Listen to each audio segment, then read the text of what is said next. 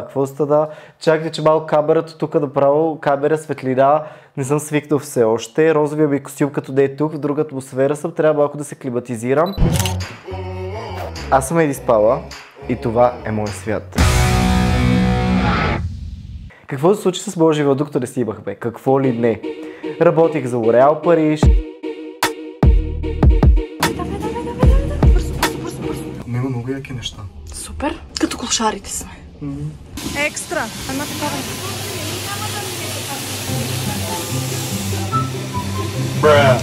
Трябва да минем от тук, няма как иначе. Съжалявам. Какво направи? Дрог. Полици цитира Джейко. О, това наистина е много смешно.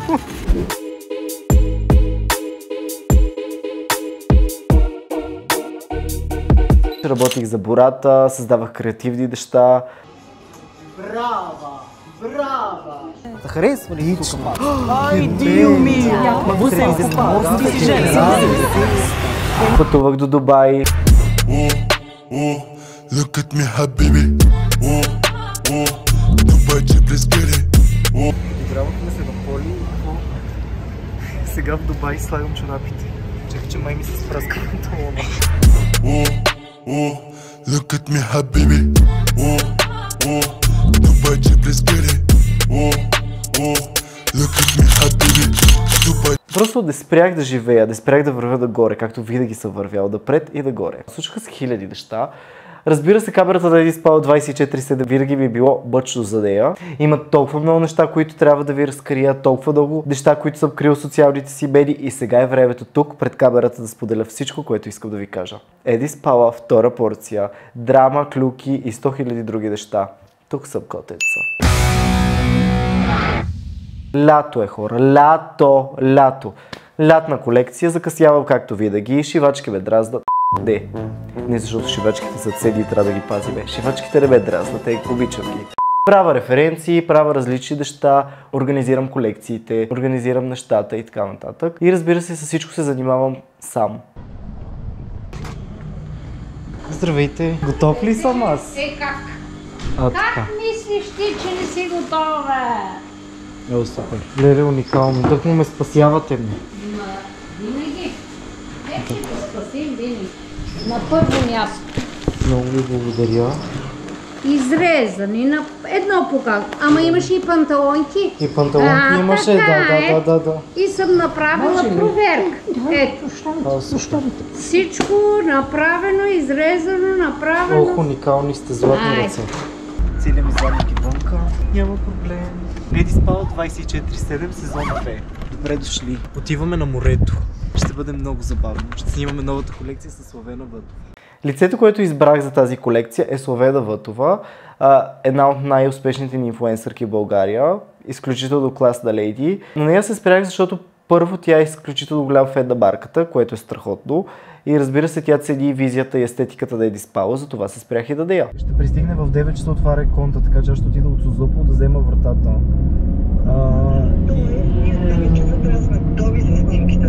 Да. Веселица не мога, защото тя винаги трябва да бъде там, за да може да се случват някакви неща, да има някаква динамика, понякога да ме ядосва, да ме изнервя, но трябва да е там за емоционален съпорт. Ще имаме бански и тук вече е най-голямото ми притеснение, защото аз до сега не съм снимал бански. Да, това съм от 4 дена само на вода. Да, общо дето организирам много неща, главата ми е пълен шок и паника. Този път, както винаги, решавам, че ще влезна в ролята и на модел. Затова съм на диета, не ям, не пия.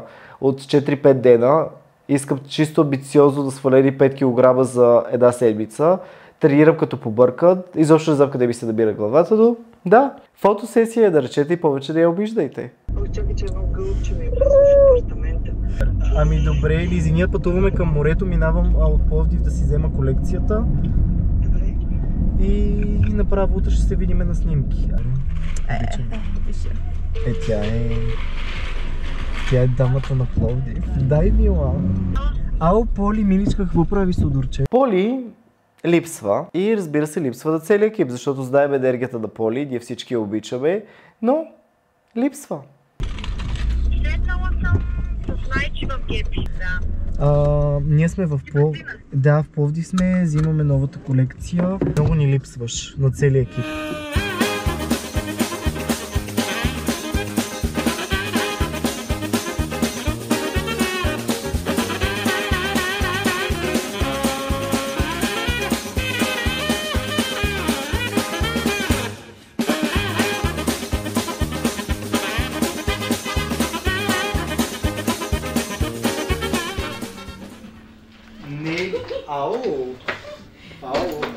Нели, погледни, извинявай, че много ти се замотах. Няма нищо. Не си толкова черен, колкото каза. Колкото очаквах. Да, Колкото очакваше. през цялото време вика, бързо трябва, тя я държим там, трябва да се прибира. Намирам и скиците. Ау! Виж, това по Между принцип... другото, като малко имаш такава рокля, ти ми я подари. Не ми я подари ти. Не знам. Лели и циповете топ. Кална, аз мисля, че някой ще има. Добре, ние ли направо прекалихме, нали? Много закъсняхме. Не, няма страшно. То аз не мога да повярвам, че тя е завършена. Изглежда толкова яко малко.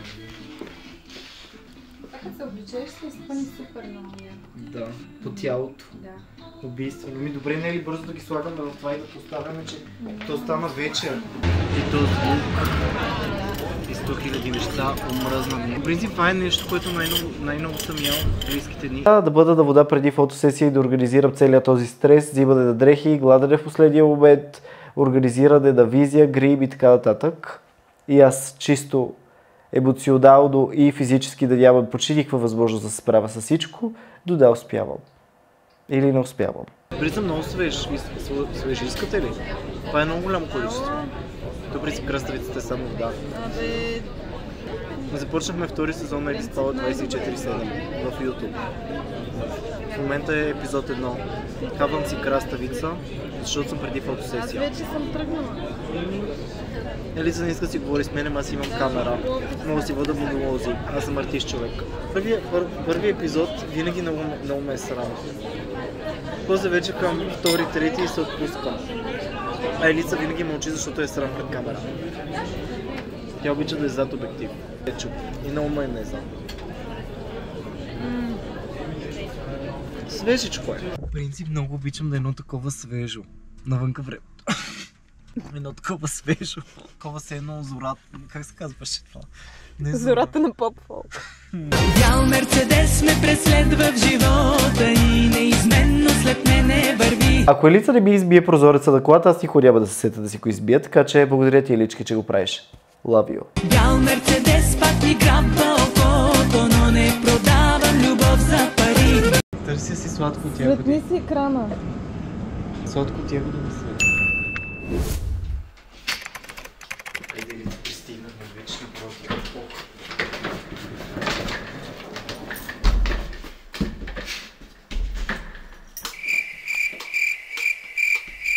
Влизам, опитвам се да пусна ток няма и викам, айде, пак пред камерата, пак дизайнера не си е платил тока. Няма ток, не е платен ток. Кой не го е платил? И Теодора и аз май. Честно ли? В смисъл, това винаги го правят, защото преди сезон моли се да тръгне. Не ще платили ток. Поне този път. Сега ще ги редиш ли? Ами малко, защото те ще се изправят. Лена, когато седи в една позиция, малко може да се е такова. В смисъл не е много, но тия са много важни неща. Връзките за курсетите. Сложи ги в мрежата. Подготовката не спира в един проект, който създавам до зори. Трябваше да изгладим всички дрехи от колекцията. Затова избирайте edispala.com. Добре, че беше Личка, добре, че да гладиме цяла вечер. И да, гладихме цяла вечер, легнахме си в 4-5 сутринта.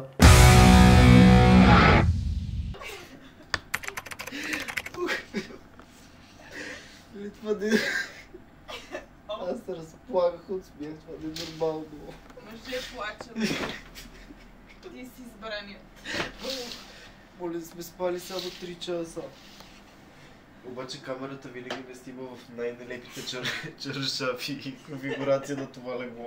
Ставаме сутринта. Аз и Еличка. изглеждаме покъртително зле. Аз по-грозни същества в живота си не съм виждал. В най-големите ужаси не съм виждал, разбирате ли?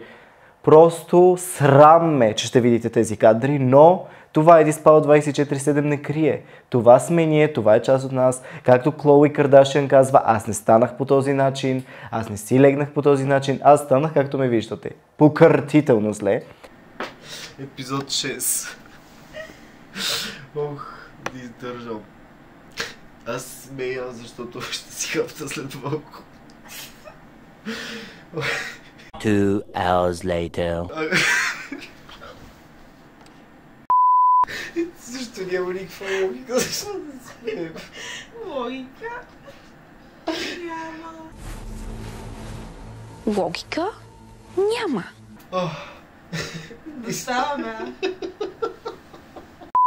Смяхме се, защото това се нарича burn-out. Burn-out означава, когато се опитваш да смогнеш с повече неща, отколкото можеш да приемеш мозъка ти и функционалността ти и физиологията ти.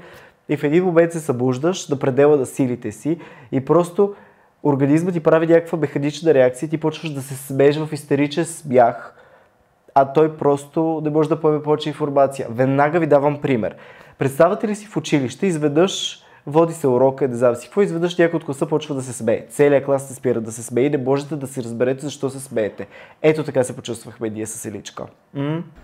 Тук Зори ти чуваше. Не, аз заспах. Не е добра. Веднага. Ние гладихме и в един момент се предадохме пред Ленът, който той не се изглажда по никакъв начин. 3 варианта. Не се да ги 23. Ние в колко станахме? Легнахме 3. Не знам колко ще ни убие. Хайде да ходим на фотосесия. Елица вика, защо Зовен ни почва да снима дрехите. Да ги пратим Коки да си снима, ние ще дойдем в един момент. Сега имаме фотосесия след малко. 5 дена не съм ял. Радвам се, защото сега ще си хапна. Като за 5 дена всичките ми мазнинки изчезнаха. Ето казах ли ти, един ден и трябва и вече на втория ден наистина реалитито започва да бъде истинско реалити.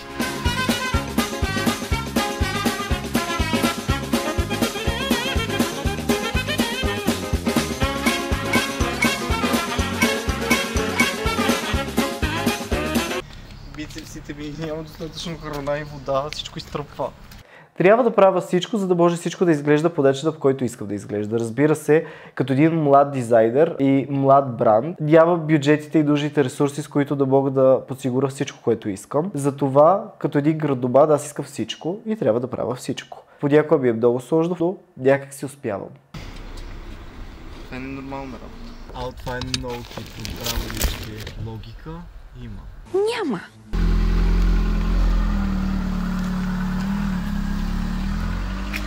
Локацията за снимките! Още не сме избрали. Куфарчето? Хонорарчето? Яйде! Роклята, която драматично целият епизод обикаля, до накрая няма да се видим фотосесията. Няма да бъде снимана. А сега, защо ги взимаш тия неща? Да видим локацията да е ужасна. За да кажа, тук сме. И да забия колата в Хана Спарух. Защо обичам България? Защото в България имаме планини, имаме море и е страхотно за хора, които имат различни концепции. Ау! Ето го! Да? Ето го! Ние сме тук. Забивам кола. Тук ще бъде фотосесия. Не, там трябва да стане Virgin. Да нека не стъпва.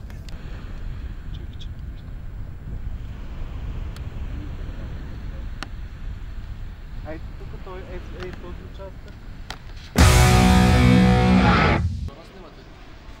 Не ви снимаме вас, мен снимат. Изключително тежка врата. Аз не съм ял. На слънце сме. Аварийните да ме. Това ме сдръгнате шибна отгоре.